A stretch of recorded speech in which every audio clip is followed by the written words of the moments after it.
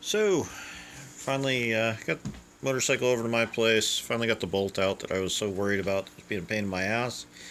And hopefully I'll be getting back on the road in the next couple of months. Heh, can you say week or two?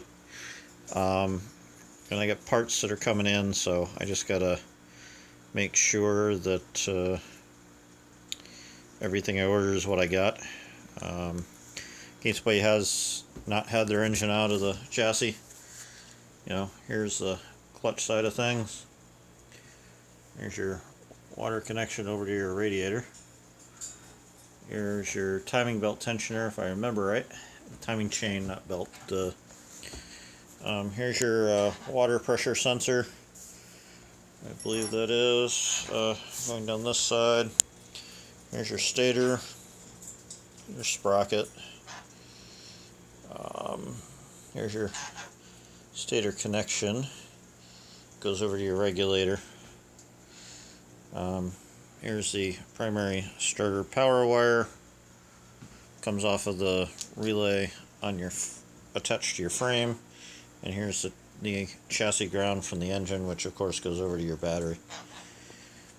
Not much else over here that's really surprising or anything.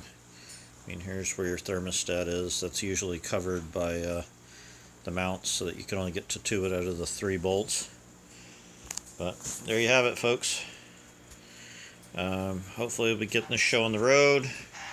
As you can probably guess, up here we have our timing chain off on purpose because of everything that needed to be done. So we'll be getting everything right in time, aligned. Hopefully I'll do some videos, some of this. I gotta grab my tripod for that because I think this is something, I promised everybody a good video on this, and I think we're still gonna do that. So in any event, everybody peace, keep shiny side up. And of course my bird says hi, because, why would he not feature himself in a video? Later, folks. Bye. Oh, if you haven't subscribed, do so. Later.